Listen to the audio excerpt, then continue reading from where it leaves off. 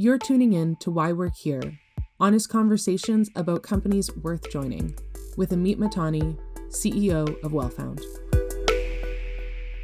Hey everyone, I am here with Daniele, the president and CEO of General Assembly. Daniele, thank you so much for joining us. Oh, thank you for having me here today. So I've known about General Assembly for a really long time. Your office used to be actually across the street from our office, so know a lot about you guys. But for our audience, can you give us kind of a brief overview of what the company does? Absolutely. We are still in the same location across the street in Flatiron. So General Assembly has been around for a long time, for over a decade now, more 13, 14 years. And it started as a consumer bootcamp, teaching people technical skills and helping them secure a first job in tech. It evolved significantly over the years, particularly in the last 3-4 years. First of all, with the acquisition of the Adecco Group that acquired General Assembly. Adecco Group is the biggest staffing company in the world and made General Assembly the skilling provider within the portfolio, so giving access to enterprise. And then through a number of evolution over 2-3 years, the main one being AI, that came as a disruptor into education and training as it came for everything else. And for us, it meant a couple of things. First of all, we started to receive inbound requests from clients that were traditionally not our audience. The General Assembly used to be technical training for technical professionals or aspiring tech professionals, a mix of the two. We started to receive inbound requests from HR professionals, legal professionals, executive teams, and so forth. And the reason is AI is impacting every role. And they had questions about how do we learn what we need to learn on AI in the most efficient way. So that led us to do a few things. One is launch new formats, not just the 3-month bootcamp, but anything from 3 hours to 400 hours, and to build hands-on AI training for each role. So today we offer a full AI academy to companies that covers basically what you need to know wherever your role is within the company or in 80% of the roles of the company. And then accelerated the transition from a primarily consumer business where the consumers need to fund their education to a business in which we try to support the individual learners in getting funding from governments, companies, and so forth. Yeah, I'll stop here. No, it's really cool. It's very interesting just because you guys have been around for a while, but it seems like a huge reinvention over the last few years. So talk to me a little bit about that. Who is the primary customer now? Is it primary enterprise, or is it still kind of the individual that's coming and getting funding through different sources? So it has changed completely over the years. We still have a part of the business that is learner driven. Today is around 10 to 20% of the business, which is the opposite of what it was even 3 years ago. Some of them pay directly. So you can still go on the website and pick a class that you're interested in and pay with a credit card or with financing it with a loan. The 80 to 90% of the business though is what we call enterprise, which include both companies, but also includes governments all over the world. We work with many of the Fortune 500 companies, and we work with governments from states in the United States to some Western European countries to Singapore, where we have been for a very long time, to Bahrain, that is one of our major partners, and it was highlighted as one of the best examples of public-private partnership and so forth. So it's very... Yeah, that's really cool. So talk to me a little bit about the AI piece, right? So I'd love to hear a little bit more about kind of what these classes or trainings look like. Are they specialized per role, or is it kind of a generalized, here's how to use AI? What is this like? What does it look like? Yeah, so we have both. What we did like 18 months ago or so was essentially we mapped all the roles in a company and we defined what kind of AI skills you need in each of the roles, right? Because if you are a product manager versus a marketing professional versus an HR professional, the needs are different. And we built hands-on modules on 3 levels where there is the basic you need to know, and then it goes deeper and deeper. And it starts with half a day, so 3 hours, and it can be as long as 32 hours. Much shorter than the traditional bootcamp because of the time requirements of professionals. We also have more broader classes, think of vibe coding, or think of building an AI agent and things like that are across. We created what we call a future skills board. So a group of AI experts that review our curriculum, work with us, sometimes teach in our classes, and so forth, that help us keep the curriculum updated, given we have developments every other day.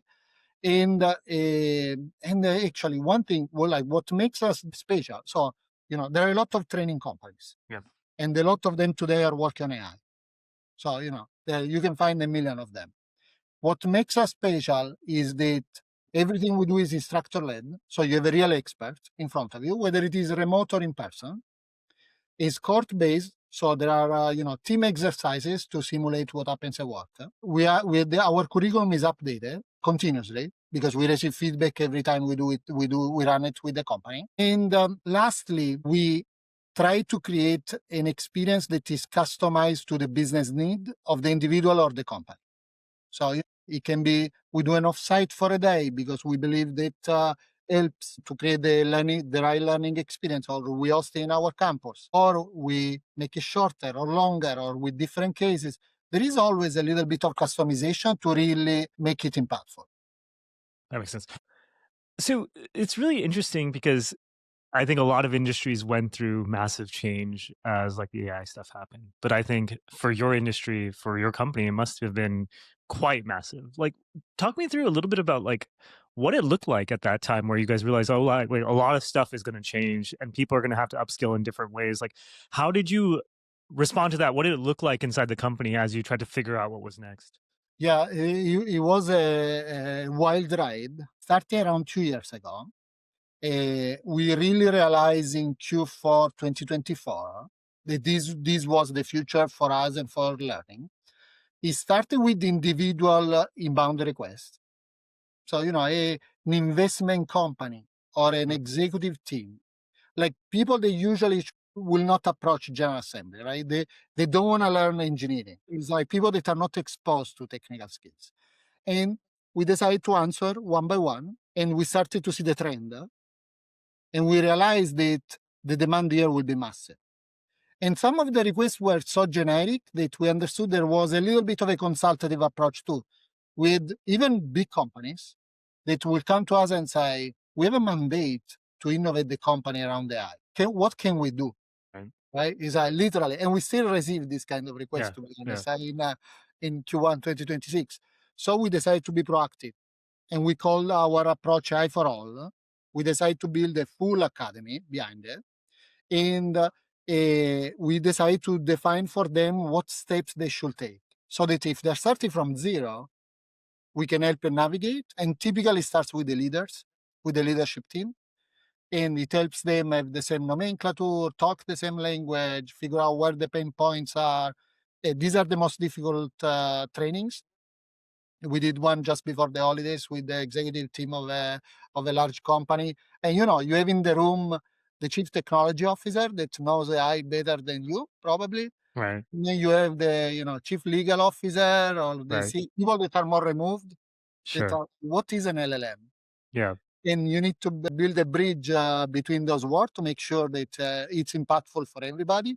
And then from there, typically there are broader rollouts across the company. So now we have a lot of demand from people also that are transitioning in their career. And did you guys have to change parts of the company culture with such a big change? Or like, what does the company look like today in terms of like who works there, where you all are, what the kind of mix between roles and stuff like that looks like? It became much more dynamic.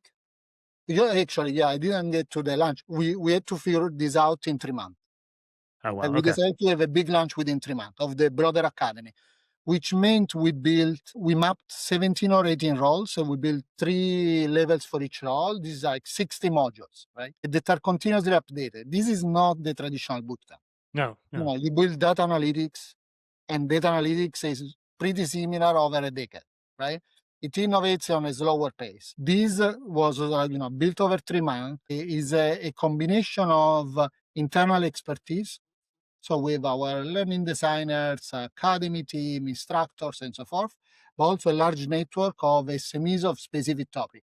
Like what's the impact of AI on HR specifically, or talent acquisition, create an environment in which things are happening very quick. And how do you deal with that quickness? I mean, just, it feels like every week there's some brand new thing that completely changes everything else. How do you kind of make sure that your courses are staying up to date and stuff?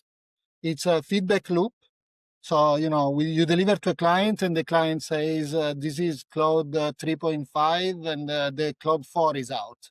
Yeah. And, you need to update it, Right. which brings it back and gets updated, as well as have the right discussion with our future skills board.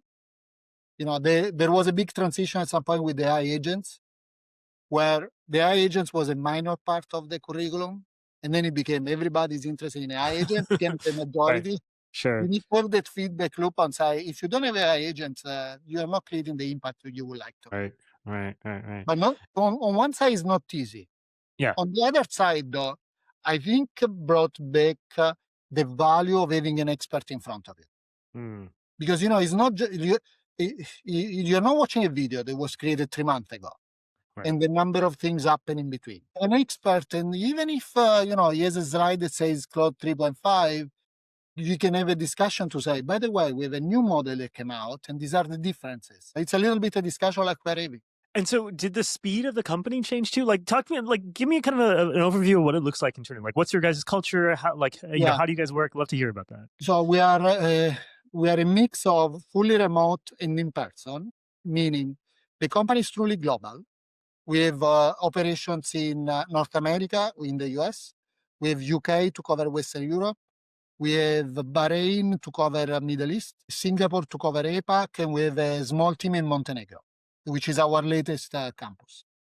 And you guys just set up, like, are these teams primarily like instructors, or do you guys have like operations and stuff in these different areas? It's a mix. It's a mix. Okay.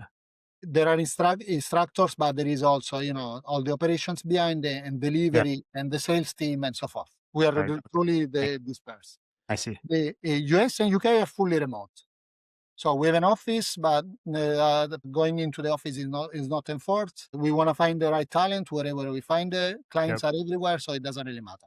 Yep. It's truly global, which comes with opportunities. Moving around, it comes with the complexity of the time zones. Sure. Well, I have early calls or late calls sometimes because to talk to Singapore, someone needs to give. Of course. Yeah. It's not easy. And we are part of a bigger group, but we are independent within, Right. which gives us kind of the freedom of a smaller company, but the financial backing of a big company. When the economic situation is like the one it is now, funding is difficult. It's not bad to have the big parents. Right. Talk to me a little bit. You joined the company a few years ago. What brought you to General Assembly? I joined 3 years ago. I've been in this space for quite a long time. Essentially, a couple of things. I thought that what General Assembly was doing, together with the reach of the parent company, with all the HR leaders of Fortune 500 companies, was a great combination of providing a great service to global companies all over the world. We were at the time in which education was going through a huge transformation, and General Assembly had the brain. Ultimately, what really matters, in my view, is that the learner trusts you are providing a quality product. Right. And General Assembly had that brand. So when you bring those two things together, I thought like there was a combination to build something nice. Sometimes have been difficult, but like we are experiencing tremendous growth. The AI for us did one thing, that is exploded our total addressable market. Right. We went from tech, which is a large market but still a niche, to everybody. Right. And it's a very different value proposition. Yeah, it's awesome that you basically had people who are like, hey, teach us. They pulled the product out of you in a lot of ways, which is really, really cool. So what's the pitch? Like, what's the pitch to a prospective employee on why to join? So it's a truly global team. So you're joining a team where business opportunities and personal opportunities come out of nowhere. Meaning you're joining today in the US, tomorrow you may be working with the Prime Minister of Montenegro on how we impact the youth of Montenegro on digital skills, right? Or with UAE or Bahrain on similar topics, or Singapore, right? or you're working with the Fortune 500 company on how to develop training to their product management team. So it's really like full of the opportunities are varies, which come with their own challenges because some Right. of these are not easy. Right. If you like challenges, this is great. We're very flexible in terms of location. Like we're not strict on enforcing. We trust the individual to have the impact, and it's a cool group of people. They love learning. That is passionate about the education industry, passionate about the impact we can have on the learners. So a cool group of people to hang out. What are you excited about for this year? I think the impact of AI is just phase 0.5 of Yeah. a long phase. I think we are in the middle of the transformation. Our topic is very relevant. Is at the intersection of AI skilling and workforce transformation. So we're having a lot of this. This is the kind of discussion which I think will change the way we work for all of us. And it's very exciting to be at the center of the discussion. That's really cool. Well, is there any classes that you'd recommend someone take to kind of get up to date a little bit from General Assembly? We have a number of workshops to just try what it Yeah. means. We pay a lot of attention of how our instructors are in the class, how we make it engaging, what is the outcome, and so forth. So I always recommend someone to try the workshops. That's the easiest way to test it. What is the difference between watching a YouTube video, having an expert in front of you, and a cohort of people that you can talk to? First of all, second, anything AI today. That's awesome. Well, Daniele, thank you so much for joining us. If people want to learn more about General Assembly, where should they go? They can go on our website and find us on Google, ChatGPT, or whatever they use today for their search. And we look forward to have an impact on anyone that wants to continue learning. Awesome. Thank you for listening to Why Work Here. Ready to find your next role or discover top talent? Visit us at wellfound.com.